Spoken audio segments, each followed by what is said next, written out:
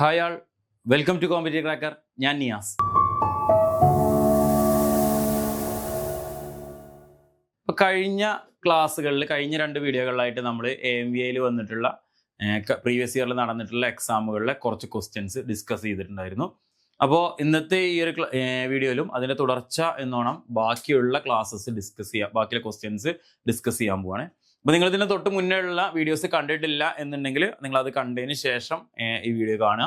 കാരണം നമ്മളതിൽ ഫസ്റ്റത്തെ സെക്ഷനൊക്കെ എഞ്ചിന്, അതേപോലെ തന്നെ lubrication system, cooling system, chassis, suspension, brake, ഈ ഭാഗത്ത് നിന്നൊക്കെ കഴിഞ്ഞ തവണ ചോദിച്ചിട്ടുള്ള ക്വസ്റ്റ്യൻസ് നമ്മൾ ഓൾറെഡി എക്സ്പ്ലെയിൻ ചെയ്ത് കഴിഞ്ഞു. അപ്പോൾ ഇനി നെക്സ്റ്റ് അടുത്ത് നമുക്ക് പറയാനുള്ളത് ട്രാൻസ്മിഷൻ സിസ്റ്റമായി ബന്ധപ്പെട്ടതും ഇലക്ട്രിക്കൽ സിസ്റ്റമായി ബന്ധപ്പെട്ടിട്ടുള്ള കുറച്ച് കാര്യങ്ങൾ, ട്രാൻസ്മിഷൻ, ഇലക്ട്രിക്കൽ അല്ലെ, ആ ഒരു ഭാഗമായി ബന്ധപ്പെട്ടിട്ടുള്ള കുറച്ച് കാര്യങ്ങളാണ് നമുക്ക് എന്ത് ചെയ്യാനുള്ളത് ഇന്നത്തെ ഈ ഒരു സെക്ഷനിലൂടെ ഡിസ്കസ് ചെയ്യാനുള്ളത്. ഇപ്പം നമ്മൾ വേറെ ക്വസ്റ്റ്യനിലോട്ട് പോവുകയാണ്. ഫസ്റ്റത്തെ ക്വസ്റ്റ്യൻ എന്ന് പറയുന്നത് ഏറ്റവും സിമ്പിളായിട്ട് കഴിഞ്ഞ തവണ നടന്ന AMV എക്സാമിൽ ഏറ്റവും സിമ്പിൾ ക്വസ്റ്റ്യൻ ഏതാണെന്ന് ചോദിച്ചു കഴിഞ്ഞാൽ ഈ ഒരു ക്വസ്റ്റ്യൻ ആണെന്നുള്ളത് തന്നെ പറയാം. ഫസ്റ്റ് ക്വസ്റ്റ്യൻ, ആ ക്വസ്റ്റ്യൻ എന്ന് പറയുന്നത് where is the clutch located, clutch എവിടെയാണ് ലൊക്കേറ്റ് ചെയ്തിട്ടുള്ളത് എന്നുള്ളതാണ് ക്വസ്റ്റ്യൻ. ഇപ്പോൾ between the transmission and engine, between the transmission and rear axle, between the transmission and propeller shaft, between the transmission and differential അല്ലേ. അപ്പോൾ ഏറ്റവും simple question ആണ് clutch എവിടെയാണ് locate ചെയ്തിട്ടുള്ളത് അല്ലേ. നമുക്കൊരു എഞ്ചിൻ്റെ ലേഔട്ടൊക്കെ വരച്ചു, നമ്മളൊരു വാഹനത്തിൻ്റെ ലേഔട്ട് വരയ്ക്കുകയാണെന്നുണ്ടെങ്കിൽ നമുക്ക് പറയാം, ഫസ്റ്റ് നമുക്കൊരു എഞ്ചിന്, ആ എഞ്ചിൻ കഴിഞ്ഞ് കഴിഞ്ഞാൽ അതിൻ്റെ തൊട്ടടുത്ത് തന്നെ ഒരു ഫ്ലൈ വീല്, അതിൻ്റെ തൊട്ടടുത്ത് ഫ്ലൈ വീലിനോട് അറ്റാച്ച് ചെയ്തിട്ട് ക്ലച്ച്, ആ ക്ലച്ച് കഴിഞ്ഞിട്ട് എന്ത് ചെയ്യും, ഗിയർ ബോക്സ് അല്ലേ. ഇത് നമുക്ക് ഫ്ലൈ വീലാണ്, ഇത് ഫ്ലൈ വീലാണ്, ഇതെന്താണ്, ക്ലച്ചാണ്, ഇതെന്താണ്, ഗിയർ ബോക്സ് ആണ് അല്ലേ. ഇങ്ങനെയാണ് നമുക്ക് എന്ത് വരുന്നത്, നമ്മളൊരു ഇതിൽ വരുന്നത്. ഗിയർ ബോക്സിനെ തന്നെയാണ് നമ്മൾ എന്ത് പറയുന്നത്, ട്രാൻസ്മിഷൻ എന്ന് പറയുന്നത് അല്ലേ. അപ്പോൾ ക്ലച്ച് എവിടെയാണ് ലൊക്കേറ്റ് ചെയ്തിരിക്കുന്നതെന്ന് ചോദിച്ചു കഴിഞ്ഞാൽ in between the transmission and engine, എഞ്ചിൻ്റെയും ട്രാൻസ്മിഷൻ്റെയും ഇടയിലാണ് നമ്മൾ എന്ത് ചെയ്തത്, ക്ലച്ച് ലൊക്കേറ്റ് ചെയ്തിട്ടുള്ളത്. ഇത് നമുക്കിത് കാണാതെ പഠിക്കേണ്ട ഒരു ആൻസർ അല്ല. കാരണം അടുത്ത തവണ ചിലപ്പോൾ വരുന്ന സമയത്ത് ഫ്ലൈ വീലായിരിക്കും കൊടുത്തിട്ടുണ്ടാകുക എഞ്ചിന് പകരം. അപ്പോൾ നമുക്ക് കറക്റ്റായിട്ട് പറയണം, ഫ്ലൈ വീലിനെയും ട്രാൻസ്മിഷനും അല്ലെങ്കിൽ ഫ്ലൈ വീലിനെയും ഗിയർ ബോക്സിനും ഇടയിലാണ് നമ്മൾ എന്ത് ചെയ്തിട്ടുണ്ട്, ഈ ക്ലച്ച് വെച്ചിട്ടുണ്ടായിരിക്കുക, അല്ലെങ്കിൽ ക്ലച്ചിൻ്റെ സ്ഥാനം എന്നുള്ള രീതിയിൽ പറയണം. സോ ഓപ്ഷന് കാണാതെ പഠിക്കേണ്ടതല്ല, നമ്മൾ മനസ്സിലാക്കി പഠിക്കേണ്ട കാര്യമാണ്. എങ്കിലേ നമുക്ക് എന്ത് ചെയ്യാൻ പറ്റുള്ളൂ, കറക്റ്റായിട്ട് ആൻസർ ചെയ്യാൻ പറ്റും. ദ നെക്സ്റ്റ് ക്വസ്റ്റ്യനിലോട്ട് പോവുകയാണ്. Which of the following is the disadvantage of cone clutch, cone ക്ലച്ചിന്റെ ഡിസ്അഡ്വാൻറ്റേജ് എന്താണ് എന്നുള്ളതാണ് ചോദ്യം അല്ലേ. ആദ്യകാലങ്ങളിൽ ഉപയോഗിച്ചിരുന്ന ക്ലച്ചാണ് കോൺ ക്ലച്ച് എന്ന് പറയുന്നത്. ഈ കോൺ ക്ലച്ചിൽ നിന്ന് നമ്മൾ പിന്നെ മാറ്റങ്ങളൊക്കെ വന്ന് അല്ലെ സിംഗിൾ പ്ലേറ്റ് ക്ലച്ചിലോട്ട് മാറി അല്ലെ. ഇതൊരു ഫ്രിക്ഷൻ ക്ലച്ച് ആയിരുന്നു. സോ ഫസ്റ്റത്തെ ഓപ്ഷൻ എന്ന് പറഞ്ഞാൽ it is silent in operation. അതിന്റെ ഡിസ്അഡ്വാൻറ്റേജ് ആണ് കേട്ടോ ചോദിച്ചിട്ടുള്ളത്, ഡിസ്അഡ്വാൻറ്റേജ് ആണ്, മാറരുത്. It is silent in operation. It becomes difficult to disengage the clutch when the cone angle is less than 20 degree. Cone angle 20 ഡിഗ്രിക്ക് താഴെ ആയി കഴിഞ്ഞാൽ അത് ഡിസെൻഗേജ് ചെയ്യാൻ വേണ്ടിയിട്ട് കുറച്ചൊരു ബുദ്ധിമുട്ടുണ്ടാവും. മൂന്നാമത് the normal force on the contact surface is larger than the axial force. ഇതിൽ ആക്ട് ചെയ്യുന്ന ഫോഴ്സ് അല്ലെ, നമ്മൾ ക്ലച്ച് പെഡലിൽ കൊടുത്തിട്ട് അവിടെ അനുഭവപ്പെടുന്ന ഫോഴ്സ് എന്ന് പറയുന്നത്, നോർമൽ ഫോഴ്സ് എന്ന് പറയുന്നത് normal force acting on the contact surface is larger than the axial force, axial ഫോഴ്സിനേക്കാളും കൂടുതലായിരിക്കും എന്നുള്ളതാണ് പറയുന്നത്. അത് ഒരു അഡ്വാൻറ്റേജ് ആയിട്ടാണ് ഉള്ളത്. Then same torque can be transmitted for the same size as the plate clutch. Plate ക്ലച്ചിന്റെ അതേ ടോർക്ക് തന്നെ സെയിം സൈസിലാണെന്നുണ്ടെങ്കിൽ ട്രാൻസ്മിറ്റ് ചെയ്യും എന്നാണ് ചോദിക്കുന്നത്. അതിന്റെ ഡിസ്അഡ്വാൻറ്റേജ് എന്ന് പറയുന്നത് ഈ ഒരു ഓപ്ഷൻ ബി ആണ് വരിക.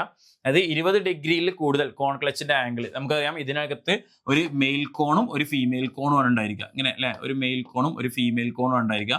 അപ്പൊ ഈ കോണുകളുടെ ഇടയിലുള്ള ആംഗിൾ, ഈ ഫ്രിക്ഷൻ സർഫസ് വരുന്ന ഏരിയയിലുള്ള ആംഗിൾ, ഇവിടെയാണ് നമുക്ക് ഫ്രിക്ഷൻ സർഫസ് ഉണ്ടായിരിക്കുക.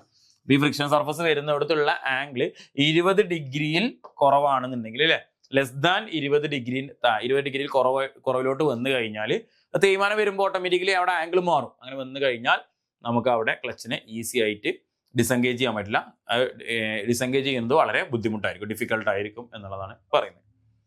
നെക്സ്റ്റ് ക്വസ്റ്റ്യനിലോട്ട് പോവുകയാണ്. നമ്മൾ മൂന്നാമത്തെ ക്വസ്റ്റ്യൻ നോക്കാം. ഇതുവരെ ഇത് 2 ക്വസ്റ്റ്യനും ക്ലച്ചിന്റെ ഭാഗത്ത് നിന്നായിരുന്നു അല്ലേ. ഇനി അടുത്ത ഗിയർ ബോക്സിന്റെ ഭാഗത്ത് നിന്നാണ്.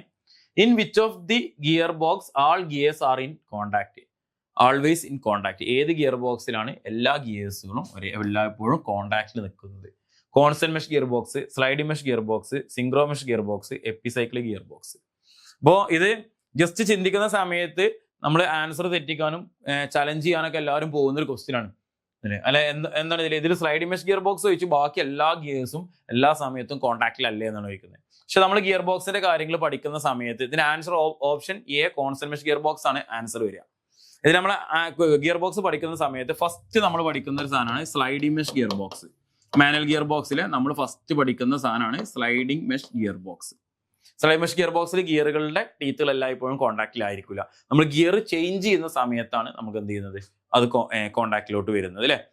ദെൻ രണ്ടാമത് നമ്മൾ അതിൽ പഠിക്കുന്ന സാധനമാണ് constant mesh gear box. Constant mesh, ഈ കോൺസ്റ്റന്റ് മെഷ് ഗിയർ ബോക്സിലാണ് നമ്മളുടെ എല്ലാ ഗിയേഴ്സും കോൺടാക്റ്റിലോട്ട് ഫസ്റ്റ് കൊണ്ടുവരുന്നത്. സോ പറഞ്ഞു വരുമ്പോൾ അപ്പൊ നമ്മൾ ഈ കോൺസ്റ്റന്റ് മെഷിന്റെ നോട്ട്സും കാര്യങ്ങളും വായിക്കുമ്പോൾ നമുക്ക് ഏറ്റവും കൂടുതൽ കാണാൻ പറ്റുന്നതാണ് എന്താണ് എല്ലാ ഗിയേഴ്സും അതിൽ കോൺടാക്റ്റിൽ ഉണ്ടായിരിക്കുന്നു. അതിൽ എക്സ്ട്രാ അഡീഷണൽ ഒരു dog clutch, double D clutching അല്ലെ. ഡോഗ് ക്ലച്ച് പറഞ്ഞാൽ ഓൾറെഡി ഉള്ള ഒരു പാർട്ട് എക്സ്ട്രാ കയറി, ഡോഗ് ക്ലച്ച് എക്സ്ട്രാ കയറി, ഡബിൾ ഡി ക്ലച്ചിങ് എന്നുള്ള ഒരു പ്രോസസ്സ് അവിടെ വരുന്നുണ്ട്. അപ്പൊ ആ കാര്യങ്ങളൊക്കെ എവിടെയാണ് വരുന്നത് ഈ കോൺസ്റ്റന്റ് മെഷിലാണ്. ദെൻ മൂന്നാമത് നമ്മൾ നോർമലി പഠിക്കാറുള്ളതാണ് സിങ്ക്രോമെഷ് അല്ലെ. സിങ്ക്രോമെഷ് ഗിയർ ബോക്സ്.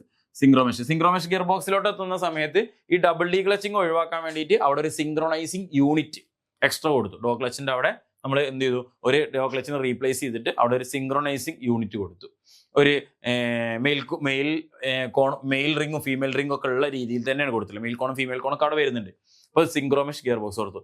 അപ്പോൾ നമ്മൾ സിങ്ക്രോമെഷ് ഗിയർ ബോക്സ്, എപ്പിസൈക്കിൾ ഗിയർ ബോക്സ് എല്ലാ ഗിയേഴ്സും ടീത്ത് കോൺടാക്ട് അല്ലേ എന്ന് പറയുന്നത് കോൺസ്റ്റന്റ് മെഷ് ഗിയർ ബോക്സ് ആണ് പ്രോപ്പർ ആയിട്ട് ആൻസർ വരിക. കാരണം ഇതിൽ നിന്ന് ഇതിലോട്ട് വന്ന സമയത്ത് എല്ലാ ഇതും കൊണ്ട് ആ ഒരു കൺസെപ്റ്റ് ആണ് അവരെടുത്തിട്ടുള്ളത് കേട്ടോ. So option A constant mesh gear box ആണ് കറക്റ്റ് ആയിട്ട് ആൻസർ എന്ന് പറയുന്നത്. നെക്സ്റ്റ് ക്വസ്റ്റ്യനിലോട്ട് പോവാണ്. Which type of joints are used when the shafts R inclined? Which types of joints are used when the shafts R inclined? രണ്ട് ഷാഫ്റ്റുകൾ inclined ആണെന്നുണ്ടെങ്കിൽ അല്ലെ, അതായത് രണ്ട് സ്ട്രൈറ്റ് ആയിട്ട് ഇവിടെ ഇങ്ങനെ ഒരു ഷാഫ്റ്റ് ഉണ്ട്, അതേപോലെ തന്നെ ഇവിടെ ഒരു ഷാഫ്റ്റ് ഉണ്ട്. ഡയറക്റ്റ് ആണെന്നുണ്ടെങ്കിൽ നമുക്ക് അതിനെ പല രീതിയിലും കണക്ട് ചെയ്യാൻ പറ്റും. പക്ഷെ ഒരു ഷാഫ്റ്റ് നേരെയും ഒരു ഷാഫ്റ്റ് ചെരിഞ്ഞുമാണ് പോകുന്നത് എന്നുണ്ടെങ്കിൽ അല്ലെ, നമുക്ക് അത് കണക്ട് ചെയ്യുന്ന ഒരു മെത്തേഡ് അതിന് വേണ്ടിയിട്ട് ഉപയോഗിക്കുന്നത് pivot joint, in joint, ball and socket joint, universal joint. നമുക്ക് കണക്ട് ചെയ്തിട്ട് അവിടെ ഡ്രൈവ് കൊടുക്കണം എന്നുണ്ടെങ്കിൽ നമുക്ക് അവിടെ പറ്റുന്ന ഒരൊറ്റ ജോയിന്റ് ആണ് യൂണിവേഴ്സൽ ജോയിന്റ് എന്ന് പറയുന്നത് അല്ലെ. ഏത് ആംഗിളിലും നമുക്ക് എന്ത് ചെയ്യാൻ പറ്റും, ഇവിടെ യൂണിവേഴ്സൽ ജോയിന്റ് കൊടുക്കാൻ പറ്റും. യൂണിവേഴ്സൽ ജോയിന്റിൽ തന്നെ കുറേ ടൈപ്പ് ഉണ്ട്.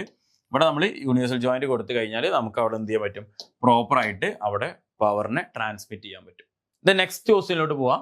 അഞ്ചാമത്തെ ക്വസ്റ്റ്യൻ സിമ്പിൾ ക്വസ്റ്റ്യൻസ് ആണ്, ഡയറക്റ്റ് ക്വസ്റ്റ്യൻസ് ആണ് കേട്ടോ.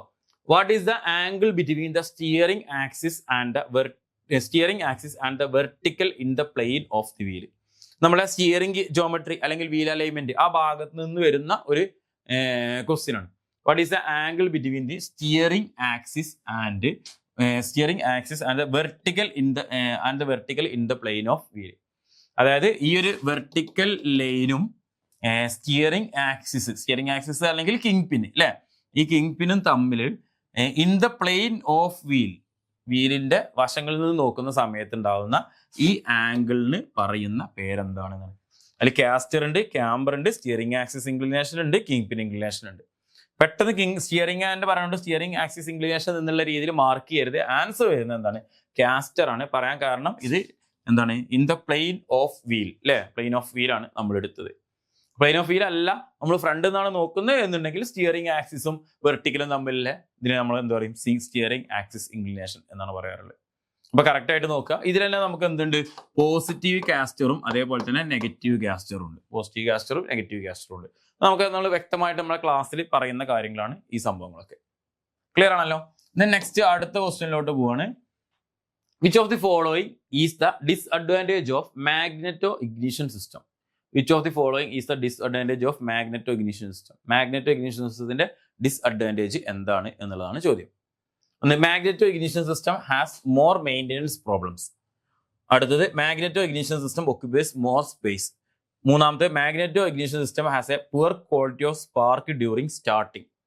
നാലാമത്തെ, magneto ignition system is used largely in 4-wheelers.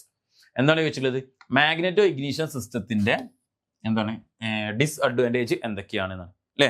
അതിലെ ഓപ്ഷൻ സി ആണ്, magneto ignition system as poor quality of the spark in the start ചെയ്യുന്ന സമയത്ത് ഉണ്ടാകുന്ന അതിന് വളരെ കുറഞ്ഞ രീതിയിലുള്ള സ്പാർക്ക് എഫക്ട്സ് ഉണ്ടാവുള്ളൂ. റൊട്ടേറ്റ് ചെയ്ത് തുടങ്ങി കഴിഞ്ഞാലാണ് കുറച്ച് കൂടുതലുണ്ടാവുക. അപ്പോൾ അതാണ് അതിന് എന്തിനാ പറയുക, മാഗ്നെറ്റോ ഇഗ്നിഷൻ സിസ്റ്റത്തിന്റെ ഒരു ഡിസ്അഡ്വാൻറ്റേജ് എന്ന് പറയുന്നത്. അവിടെ ക്വാളിറ്റി, സ്പാർക്കിന്റെ ക്വാളിറ്റി കുറവ്, അല്ലെങ്കിൽ പ്രോപ്പറായിട്ടുള്ള കൃത്യമായിട്ടുള്ള സ്പാർക്ക് കിട്ടാതിരിക്കുക, അതാണ്ടോ വരുന്നത്. നെക്സ്റ്റ് ക്വസ്റ്റ്യനിലോട്ട് പോകണം നമ്മൾ. 7ാമത്തെ ക്വസ്റ്റ്യനിലോട്ട് പോകണേ. The ignition timing is affected by combustion chamber design, throttle opening, engine temperature, all of the mentioned. എന്താണ് ഇഗ്നീഷൻ ടൈമിങ്? നമ്മുടെ ഇഗ്നീഷൻ ടൈമിങ് എങ്ങനെയാണ് ഇതിൽ താഴെ പറയുന്നതിൽ ഏതെല്ലാം ഇഗ്നീഷൻ ടൈമിങ്ങിനെ എഫക്റ്റ് ചെയ്യുന്നുണ്ട് എന്നുള്ളത്. ഏതൊക്കെ എഫക്ട് ചെയ്യുന്നുണ്ട്? കമ്പസ്റ്റൻ ചേംബർ ഡിസൈന്, ത്രോട്ടിൽ ഓപ്പണിംഗ്, എൻജിൻ ടെമ്പറേച്ചർ അല്ലെ. ആൻസർ പറയുന്നത് ഓൾ ഓഫ് ദി മെൻഷൻഡ്. ഈ മൂന്നും എന്ത് ചെയ്യുന്നുണ്ട്? എഫക്ട് ചെയ്യുന്നുണ്ട്. സോ ഓപ്ഷൻ ഡി ആയിരിക്കും നമ്മളുടെ പ്രോപ്പർ ആയിട്ടുള്ള ആൻസർ എന്ന് പറയുന്നത്. നെക്സ്റ്റ് ക്വസ്റ്റ്യനിലോട്ട് പോവാണ്. 8ാമത്തെ ക്വസ്റ്റ്യനിലോട്ട്. What does the ply rating refers to? ഏതുമായി ബന്ധപ്പെട്ടുള്ള ക്വസ്റ്റ്യൻ ആണ് അല്ലെ? നമ്മുടെ ടയറുമായി ബന്ധപ്പെട്ടിട്ടുള്ള ഒരു ക്വസ്റ്റ്യൻ ആണ്. ടയർ എന്ന് ചോദിച്ചൊരു ക്വസ്റ്റ്യൻ ആണ്. What does the ply rating refers to? Aspect ratio, rated strength, recommended inflation pressure, the actual number of plies. ഇതിൽ നമുക്ക് കൺഫ്യൂഷൻ ആയിട്ട് വരുന്ന 2 ക്വസ്റ്റ്യൻ. ഈ ആക്ച്വൽ നമ്പർ ഓഫ് പ്ലൈസ് വരുമ്പോൾ ചിലപ്പോൾ നമുക്ക് ഒന്ന് ഇതാക്കാറുണ്ട്. Ply rating is referred to rated strength. ആ ടയറിന്റെ എത്രത്തോളം സ്ട്രെങ്ത് ഉണ്ട് അല്ലേ, അതിനെയാണ് നമ്മൾ അതാണ് നമ്മൾ പ്ലൈ റേറ്റിംഗ് എന്ന് പറയുന്നത്. പ്ലൈ റേറ്റിംഗുമായി ബന്ധപ്പെട്ടിട്ട് പറയുന്നത് ഓപ്ഷൻ ബി ആയിരിക്കും. ബി ആണ് ഇതിന്റെ correct answer. Next question. Which type of wheels cannot be used with a tubeless tire?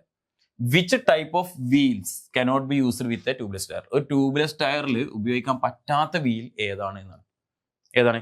Disk wheel, light alloy wheel, wire wheel, composite wheel. ഏതായിരിക്കും? ഓപ്ഷൻ സി, വയർ വീല് അല്ലെ. Wire wheel കണ്ടിട്ടുണ്ടായിരിക്കുമല്ലോ. കുറെ wires വെച്ചിട്ടുള്ളത്. ഹബിൽ നിന്നും direct കുറെ വയറുകളായിരിക്കും. സ്പോക്കല്ല, wires ആണ്. നമ്മളെ പഴയ വാഹനങ്ങൾക്കൊക്കെ ഉണ്ടായിരുന്നു. ഇപ്പോഴും ചില പുതിയ വാഹനങ്ങൾക്കൊക്കെ ഉണ്ട്, ചിലതിനൊക്കെ ഉണ്ട്. ഇതിൽ നമുക്ക് എന്ത് ചെയ്യാൻ പറ്റൂല, അലോയ് വീൽസ് ഇതിൽ നമുക്ക് ട്യൂബ്ലെസ് ടയേഴ്സ് ഉപയോഗിക്കാൻ കഴിയില്ല. കാരണം എന്താ? ഇതൊക്കെ ഇവിടെ ഈ ഒരു റിമ്മിൽ വന്നിട്ട് ഒരു സ്ക്രൂ വെച്ചിട്ട് അല്ലേ, അവിടെ പ്രോപ്പറായിട്ട് ടൈറ്റ് ആയിട്ടുണ്ടാവില്ല, അവിടെ ഗ്യാപ്പ് ഉണ്ടായിരിക്കും. സോ ട്യൂബ്ലെസ് ടയർ ഉപയോഗിച്ച് കഴിഞ്ഞാൽ നമുക്ക് ഒരിക്കലും എന്ത് ചെയ്യില്ല, എയർ നിൽക്കില്ല, എയർ ലീക്ക് ഔട്ടായി പോകും. അപ്പോൾ ഇതിൽ നമ്മൾ ട്യൂബ്ലെസ് ടയേഴ്സ് ഉപയോഗിക്കുന്ന ടയറുകളിൽ വയർ വീൽസ് കറക്റ്റായിട്ട് പോസിബിൾ അല്ല. എന്നാൽ ലാസ്റ്റ് ക്വസ്റ്റിന് നെക്സ്റ്റ് സെക്ഷനിൽ, ഈ സെക്ഷനിലെ ഏറ്റവും ലാസ്റ്റ് ക്വസ്റ്റിനോട്ട് പോവാണ്. What are the essential components of A battery ignition system? Battery ignition സിസ്റ്റത്തിന്റെ എസെൻഷ്യൽ കമ്പോണന്റ് താഴെ പറയുന്നവയിൽ ഏതാണ് എന്നാണ് ചോദിക്കുന്നത്. അപ്പോൾ option A battery, option B ignition switch, option D ballast resistor, option D all of the mentioned. എന്താണ് പറയുന്നത്? ഒരു ബാറ്ററി ഇഗ്നീഷൻ സിസ്റ്റം, അതായത് ബാറ്ററി കോയിൽ ഇഗ്നീഷൻ സിസ്റ്റത്തിൽ ബാറ്ററി എന്തായാലും ഉണ്ടാവുമല്ലോ, ഇഗ്നീഷൻ സ്വിച്ച് ഉണ്ടായിരിക്കും, ബല്ലാസ്റ്റ് റെസിസ്റ്റർ ഉണ്ടായിരിക്കും. സോ ആൻസർ എന്ന് പറയുന്നത് ഓൾ ഓഫ് ദി മെൻഷൻഡ്. ഇതല്ലാതെ നമുക്ക് വീണ്ടും കാര്യങ്ങളൊക്കെ ഉണ്ട്. ബാറ്ററി കോയിൽ ഇഗ്നീഷൻ സിസ്റ്റത്തിൽ ഡിസ്ട്രിബ്യൂട്ടർ വരുന്നുണ്ട് അല്ലേ, കണ്ടൻസർ കാര്യങ്ങൾ, അങ്ങനത്തെ സംഭവങ്ങളൊക്കെ തന്നെ അതിൽ വരുന്നുണ്ട്. സോ ഓപ്ഷൻ ഡി ആയിരിക്കും ഇതിന്റെ കറക്റ്റ് ആൻസർ എന്ന് പറയുന്നത്. അപ്പൊ നമ്മൾ ഈ ഒരു സെക്ഷനിലോട്ട് ഡിസ്കസ് ചെയ്തതെന്ന് പറയുന്നത് ഏതൊക്കെയാണ്? നമ്മളുടെ ട്രാൻസ്മിഷൻ സിസ്റ്റമായി ബന്ധപ്പെട്ടതും ഇലക്ട്രിക്കൽ സിസ്റ്റമായി ബന്ധപ്പെട്ടതുമാണ്. ട്രാൻസ്മിഷൻസിൽ വീൽസ് ആൻഡ് ടയേഴ്സ് വരെ അതിൽ എന്ത് ചെയ്തിട്ടുണ്ട്, ഉൾപ്പെടുത്തിയിട്ടുണ്ട്. സോ ഇത്രയും കാര്യങ്ങളാണ് നമ്മൾ ഈ ഒരു സെക്ഷൻ ഡിസ്കസ് ചെയ്തത്. അപ്പോൾ AMVയുടെ എക്സാമിന് വേണ്ടി പ്രിപ്പയർ ചെയ്യുന്ന ആളുകൾ നമ്മൾ സിലബസ് കാര്യങ്ങൾ കറക്റ്റായിട്ട് നോക്കിയിട്ട് ഓരോ സെക്ഷനിൽ നിന്നും എങ്ങനെയൊക്കെ ക്വസ്റ്റ്യൻ വരും എന്നുള്ളത് മനസ്സിലാക്കിയിട്ട് വേണം പഠിക്കാൻ. അപ്പെങ്കിൽ നമുക്ക് എന്ത് ചെയ്യാൻ പറ്റും, പ്രോപ്പറായിട്ട് നമുക്ക് നല്ല മാർക്കോട് കൂടിയിട്ട് തന്നെ ഈ ഒരു എക്സാമിൽ സ്കോർ ചെയ്യാൻ പറ്റും. അപ്പോൾ എക്സാമിന് കുറച്ചധികം സമയം ഇനി ഉണ്ട്. അപ്പോൾ ആ സമയത്തിനുള്ളിൽ നിങ്ങൾ എന്ത് ചെയ്യുക, കറക്റ്റായിട്ട് പഴയ സിലബസ് ഒക്കെ കറക്റ്റ് നോക്കിയിട്ട് പഠിക്കുക. AMVയിൽ പ്രിപ്പയർ ചെയ്യുന്നവർക്ക് വേണ്ടിയിട്ടുള്ള CCയിലെ പുതിയ ബാച്ച് സ്റ്റാർട്ട് ചെയ്തിട്ടുണ്ട്. ബാച്ചിന്റെ ഡീറ്റെയിൽസ് കാര്യങ്ങൾ അറിയാൻ വേണ്ടിയിട്ട് ഓൾറെഡി നിങ്ങൾക്ക് ഈ സ്ക്രീനിൽ കാണിക്കുന്ന നമ്പറിൽ കോൺടാക്ട് ചെയ്യാവുന്നതാണ്. അപ്പോൾ ഇതുവരെ പഠിച്ചു തുടങ്ങാത്ത ആളുകളുണ്ടെങ്കിൽ ഉടനെ തന്നെ പഠിച്ചു തുടങ്ങുക. അപ്പോൾ നമ്മളിപ്പോൾ ഏകദേശം ഓട്ടോമൊബൈൽ ഭാഗത്തു നിന്നുള്ള ഏകദേശം ഒരു 3-4 ക്ലാസ്സുകളിലായിട്ട് ഒരു 30-40ഓളം ക്വസ്റ്റ്യൻസ് നമ്മളിപ്പോൾ ഡിസ്കസ് ചെയ്തു. ഇനിയിപ്പോൾ ഇതിന്റെ ബാക്കിയുള്ള സെക്ഷൻസ്, ബാക്കിയുള്ള ക്വസ്റ്റ്യൻസ് നമ്മൾ അടുത്ത ക്ലാസ്സിൽ ഡിസ്കസ് ചെയ്യുന്നതായിരിക്കും. അപ്പോൾ നിങ്ങൾ അടുത്ത ക്ലാസ്സുകൾ ലഭിക്കുന്നതിന് വേണ്ടിയിട്ട് ചാനൽ സബ്സ്ക്രൈബ് ചെയ്തിട്ടില്ല എന്നുണ്ടെങ്കിൽ ചാനൽ സബ്സ്ക്രൈബ് ചെയ്ത് വെക്കുക. വീഡിയോ ഇഷ്ടമായാൽ ലൈക്ക് ചെയ്യുക. ഇന്ന് തന്നെ പഠിച്ചു തുടങ്ങുക. ഇതേപോലുള്ള മറ്റൊരു വീഡിയോ ആയിട്ട് നമുക്ക് വീണ്ടും കാണാം. Okay, thank